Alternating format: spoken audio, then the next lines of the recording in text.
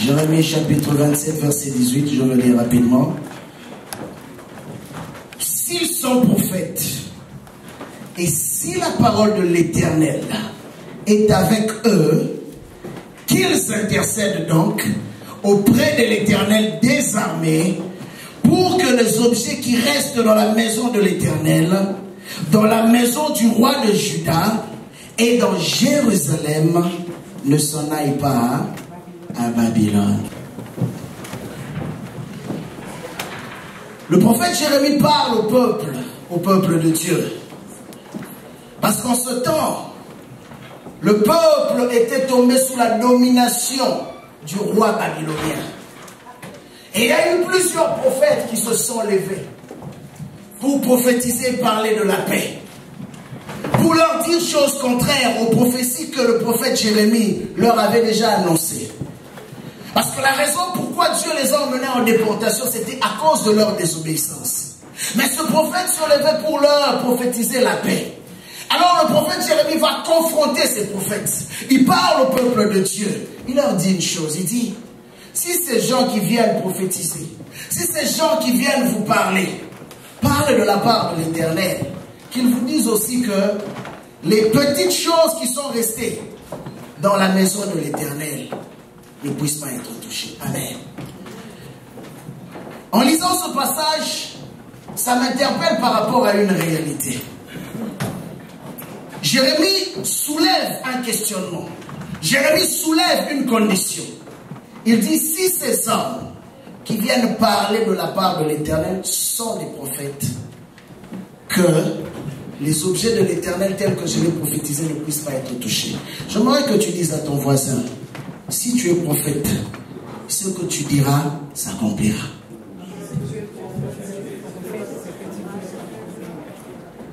Amen.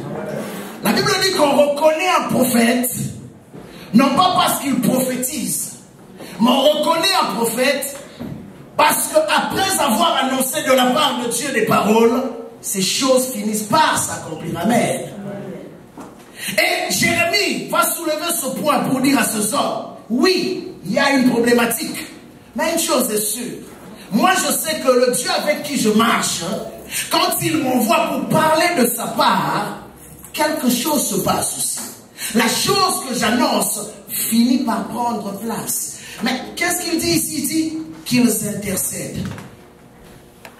Bien aimé, il y a un homme que j'aime beaucoup, que tu aimes aussi beaucoup. Un homme sur qui nous sommes soumis nous tous. Et la Bible dit que après avoir tout accompli, après avoir tout achevé de la mission que Dieu lui avait envoyé de faire, il est allé faire une chose. Il est allé s'asseoir à la droite du Père. Et constamment, il intercède en faveur de l'Église. Il intercède en faveur de toi et de moi. C'est la personne de Jésus-Christ de Nazareth. Et aujourd'hui, il a fait de l'Église aussi, non seulement ses frères, non seulement les cohéritiers de la grâce divine, mais en même temps, Dieu a fait de nous des intercessions. Vous savez pourquoi nous intercédons? Nous intercédons parce que nous avons besoin que Dieu intervienne par rapport à une situation. Amen. Sinon, personne d'entre nous ici ne me dira, pasteur, moi je n'ai pas de besoin. S'il y a quelqu'un ici qui n'a pas de besoin, qu'il lève juste sa main droite. J'aimerais vraiment être comme cette personne. Y a-t-il un frère ou une sœur qui n'a pas de besoin? Nous remarquons que tout homme a un besoin. Tout homme veut voir l'intervention de Dieu par rapport à une situation particulière. Mais si Jérémie dit, c'est vrai, il y a un besoin, c'est vrai, vous vous attendez à quelque chose de la part du Seigneur. Mais sachez une chose, que rien ne pourra arriver sans intercession. Mais pas n'importe quelle intercession, mais une intercession des prophètes. Amen. Vous savez, une fois, pourquoi je m'aurais parlé de ça? Il nous arrive de demander beaucoup de choses à Dieu. Il nous arrive de prier pour beaucoup de choses. Mais Jésus un jour a soulevé un problème. Il dit, tout ce que vous demanderez en mon nom, croyez que vous l'avez reçu et vous le verrez s'accomplir.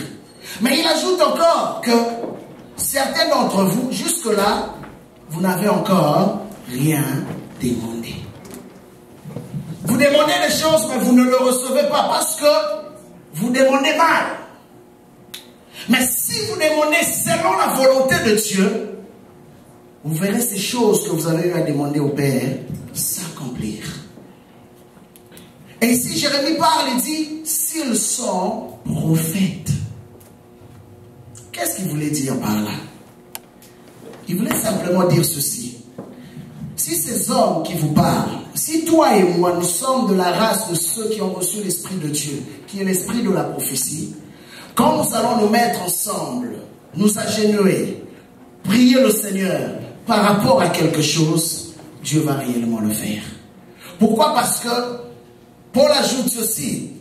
Il dit même dans nos faiblesses, même lorsque toi et moi nous sommes incapables de prier, le Saint-Esprit vient en nous pour nous inspirer qu'est-ce que nous devons dire à Dieu. Donc en d'autres termes, notre intercession n'est pas une intercession qui est faite selon la chair, mais elle doit être une intercession qui est faite selon la conduite de l'Esprit de Dieu. Voilà pourquoi vous remarquez que beaucoup de gens intercèdent, mais peu de gens ont de résultats. C'est pourquoi Jérémie soulève ce point en disant que s'ils sont prophètes, qu'ils intercèdent alors. Et j'aime Salomon. Salomon, lui, ne voulait pas trop de discussion. Il dit, c'est le résultat qui départage ceux qui se disent être puissants.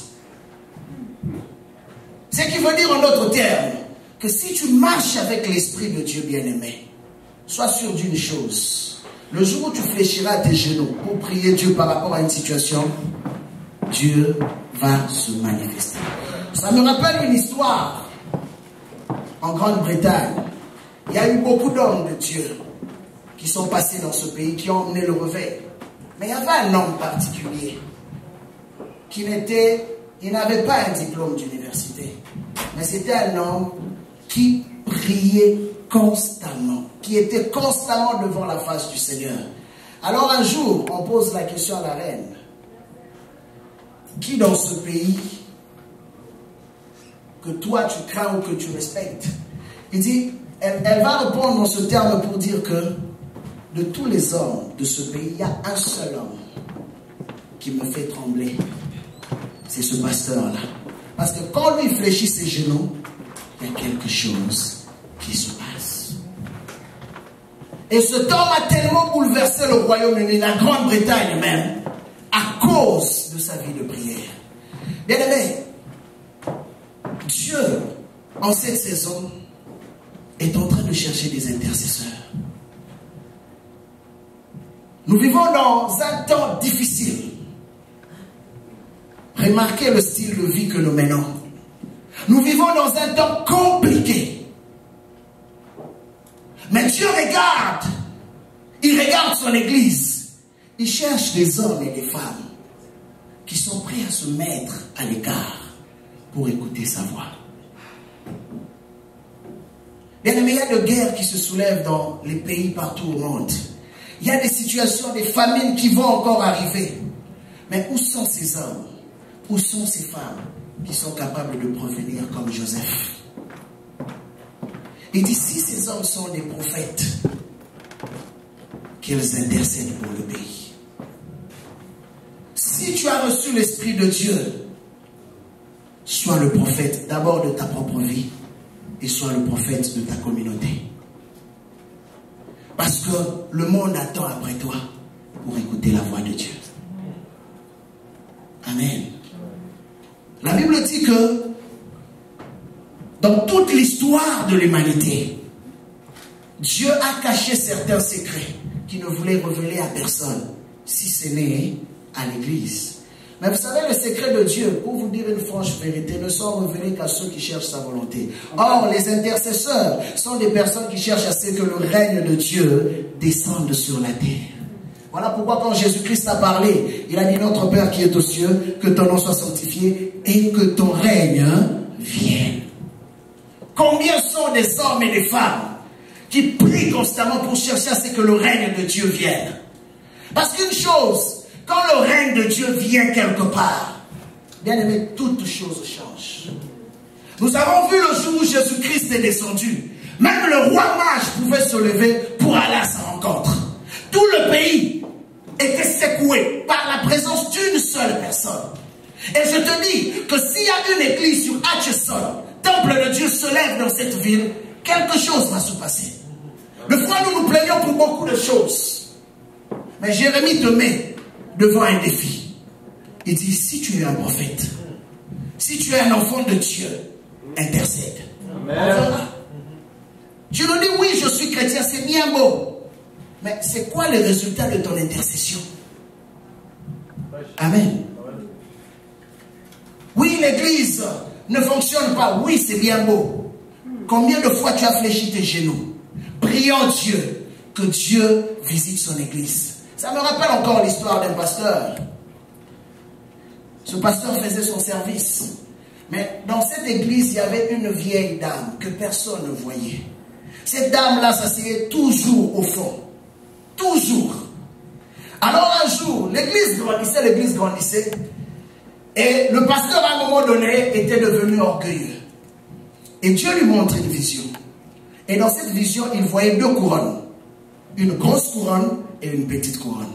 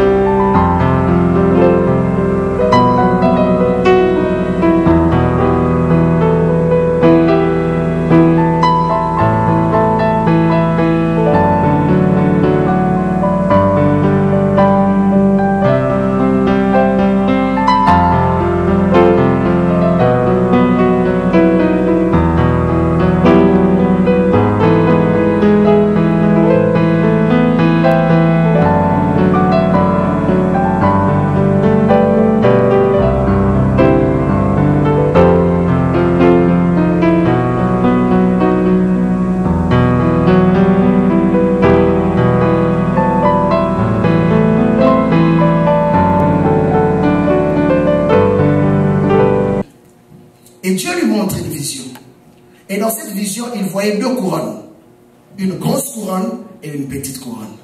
Et pendant qu'il voyait la vision, il s'est dit en lui-même, la grosse couronne là, ça ne peut être que pour moi parce que je suis le pasteur de l'église. Mais à sa grande surprise, il verra que la grosse couronne va circuler dans toute la salle pour aller se poser sur une vieille dame que personne ne connaissait, mais qui s'asseyait toujours derrière. Et lui, le pasteur de l'église, va recevoir une petite couronne. Alors il a commencé à se complaire. Seigneur, mais comment cette vieille dame-là qu'on ne connaît même pas, qui ne fait rien à l'église, comment c'est elle qui va recevoir la grosse couronne? Dieu lui dit, je veux te dire un secret. Si ton église est ce qu'elle est, c'est à cause de cette vieille dame-là. Parce qu'elle a sacrifié sa vie nuit et jour, priant pour la croissance et la visitation de Dieu. Amen. Y a-t-il des hommes et des femmes dans cette assemblée qui peuvent être comme cette vieille dame? Inaperçus, négligés de tous, mais des gens qui avaient l'œuvre à cœur, qui priaient constamment. Seigneur, peux-tu visiter l'église? Seigneur, peux-tu faire descendre ton règne? Seigneur, peux-tu manifester tes miracles? Et Dieu l'a fait à cause de cette vieille dame. Et souvent, bien aimé, vous allez être étonnés qu'au ciel, le jour où nous allons aller, il y aura des personnes que toi et moi peut-être qu'on n'a jamais vues à la télévision, mais qui seront des rois et des reines au ciel. Parce que ce que nous croyons être grand ici sur la terre est petit aux yeux de Dieu. Mais ce que nous croyons être petit, c'est peut-être ça que Dieu considère comme étant grand. Voilà pourquoi, bien aimé, j'aimerais que tu travailles pour ta couronne. Il dit, si ces hommes sont des prophètes, qu'ils intercèdent pour le pays. Si ces hommes sont des enfants de Dieu, qu'ils intercèdent pour l'œuvre de Dieu. Bien aimé, il y a quelque chose depuis un temps qui ronge mon cœur.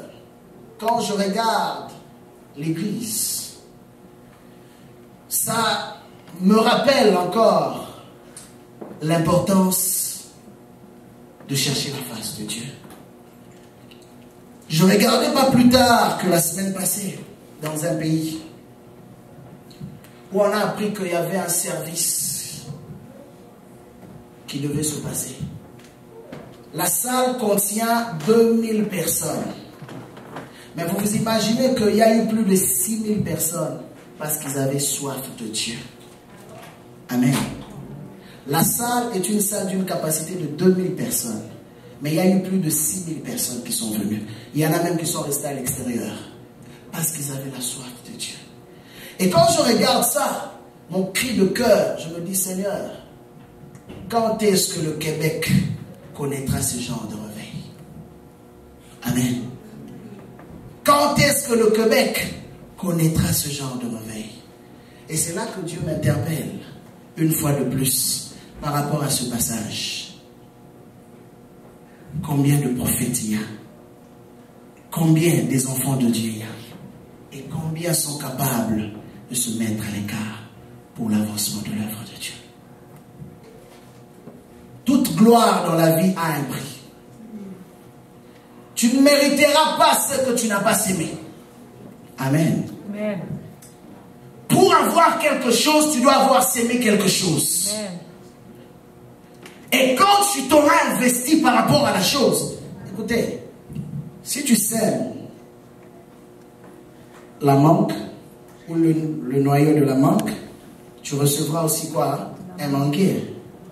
Donc ne t'attends pas à recevoir un bananier à la place si tu n'as pas sémé.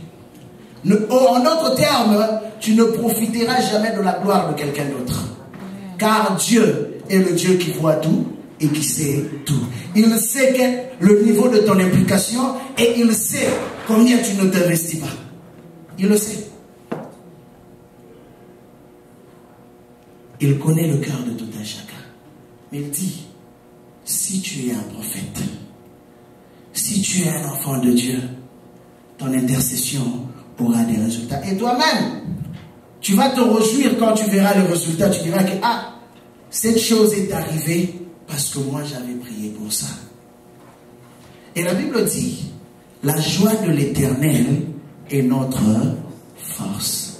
Ce qui veut dire en d'autres termes, bien aimé, si tu es capable de toucher le cœur de Dieu par ton intercession, sois sûr d'une chose, que Dieu te répondra toujours favorablement. Et quelqu'un a dit un jour que un intercesseur ou une intercesseuse, quand il prie pour quelqu'un d'autre ou pour une situation, automatiquement la personne se renvoie à la bénédiction elle-même, sans le savoir. Et c'est pourquoi vous allez remarquer que les gens qui prient beaucoup pour les autres reçoivent aussi en retour plus. Mais ceux qui ne prient jamais pour les autres, Jésus-Christ, s'il a été glorifié aujourd'hui, c'est parce que c'était le premier intercesseur. Pendant que Dieu le Père s'apprêtait à tuer, à détruire l'humanité, Jésus-Christ s'est interposé pour dire, moi je veux aller mourir pour cette humanité. Parce qu'il avait la compassion des âmes. Il avait la compassion de l'humanité. Un intercesseur, c'est quelqu'un qui a la compassion d'abord. C'est quelqu'un qui veut voir le changement. Et aussi longtemps qu'il n'a pas vu le changement, il ne va pas se taire. Dieu dit, je regarde, je cherche un homme capable de lever un mur. Capable de lever un mur pour empêcher à ce que l'ennemi vienne détruire. Vous savez, souvent notre attitude d'aujourd'hui, c'est quoi? On attend qu'un malheur frappe et puis on dit, ah, qu'est-ce que j'avais dit? Amen. Ça, c'est pas de l'amour. Ça, ce n'est pas le caractère d'un vrai intercesseur. Un intercesseur, c'est quelqu'un qui peut provenir d'avance. Dieu dit à Ézéchiel ceci, je te place comme une sentinelle. Je te montrerai des choses. Quand je te montrerai un malheur, va avertir. Et quand tu auras averti que la personne t'aura écouté, tu auras épargné une vie. Et son sang ne tombera pas sur ta tête. Mais quand je t'aurai averti et que toi, tu auras fermé ta bouche et qu'un malheur va s'abattre, imaginez, c'est l'autre personne qui a péché, mais c'est moi qui paye le prix. Il dit, son sang retombera sur ta tête. Comme Kaya dit, je ne suis pas le gardien de mon frère. Bien aimé, nous sommes le premier responsable de tous ceux qui nous entourent. Voilà pourquoi Dieu te parle. Si tu ne connaissais pas Dieu, Dieu n'allait pas te parler. Et comprends une chose ce matin. À chaque fois que Dieu te donne une révélation par rapport à un problème ou par rapport à une situation, tu deviens le premier responsable par rapport à cette chose. Et tu es le premier intercesseur par rapport à cette situation. Parce que Dieu s'attend à un changement. Et ça va dépendre aussi de toi. Si tu es un prophète, intercède. Intercède. Que Dieu puisse changer les choses. Église de Dieu, le Seigneur est sur le point de changer beaucoup de choses. Je vous dis la vérité. Bientôt, je vous l'annonce d'avance, le Seigneur va visiter son Église. Quand je parle de l'Église, je parle du corps de Christ. Le Seigneur va distinguer ceux qui le servent en vérité et en esprit. Et le Seigneur va exposer aussi ceux qui ne le servent pas en vérité.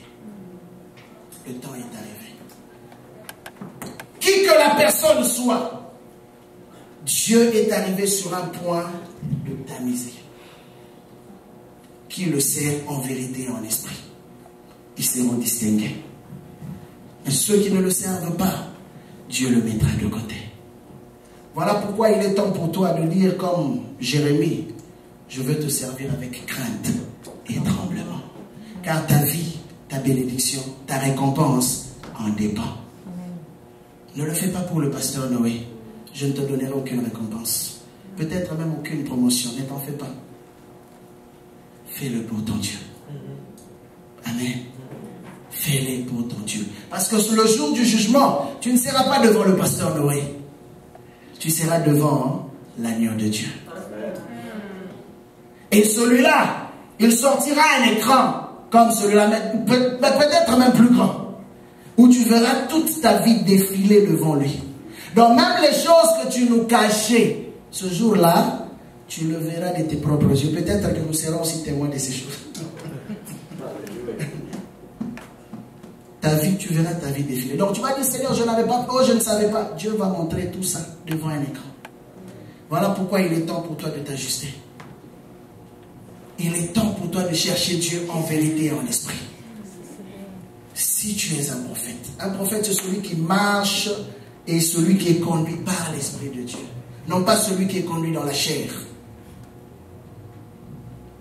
Le mouvement prophétique s'est arrêté à un moment donné dans l'église de Dieu parce que le peuple de Dieu est tombé dans un fonctionnement charnel. On a laissé Dieu de côté et on a laissé la chair prendre de la place. Et Dieu n'agit pas là où il y a la chair, là où la chair domine. Mais dès lors que le peuple de Dieu apprendra à briser sa chair pour laisser l'Esprit de Dieu prendre les dessus, vous verrez que le fonctionnement, l'écoute de Dieu deviendra encore plus fréquent. Plusieurs fois, les gens passent à côté de la fréquence de Dieu. Vous savez, c'est comme dans une radio. La radio a plusieurs ondes, il y a plusieurs fréquences, mais il faut choisir la bonne fréquence pour avoir la bonne chaîne. C'est la même chose avec le Saint-Esprit. Il peut être là en train de circuler à l'église, mais si tu n'es pas dans la bonne fréquence, tu passeras à côté. Et Dieu en ce temps appelle une église prophétique. Une église prête à l'écouter. Une église prête à dire comme Jérémie. Même quand ils écouteront des choses qui ne sont pas conformes à la parole de Dieu. Que cette église soit prête à reconnaître ou à discerner la voix de Dieu. Jésus-Christ dit une chose. Il dit, mes brebis me connaissent. Mes brebis écoutent ma voix. Bien aimé, toute voix n'est pas la voix de Dieu. Amen. Voilà pourquoi le peuple de Dieu de foi est trompé. Quelqu'un vient te parler, tu penses que c'est Dieu. Ce n'est pas nécessairement Dieu. Tu dois être capable d'écouter clairement la voix de Dieu. Voilà pourquoi Jésus dit, mes brebis me connaissent et ils écoutent ma voix. Beaucoup ont perdu la voix de Dieu. Ils continuent à marcher, mais ils n'écoutent plus la voix de Dieu. C'est pourquoi ils se posent la question, mais Seigneur, pourquoi ça ne marche pas? Bien aimé, une chose est sûre. Paul a dit, Dieu n'a jamais déçu l'espérance du juste. Si tu marches avec Dieu, si ce que tu fais a été inspiré par Dieu, sois-en sûr que tu auras du succès. Mais si tu n'as pas écouté Dieu et que tu le fais, tu vas échouer. Et n'attribue pas cet échec à Dieu. Tu n'as pas écouté la voix de Dieu. Parce qu'il y a la voix de Dieu, il y a la voix du diable et ta propre voix aussi. Et tu dois être capable de discerner ces trois voix.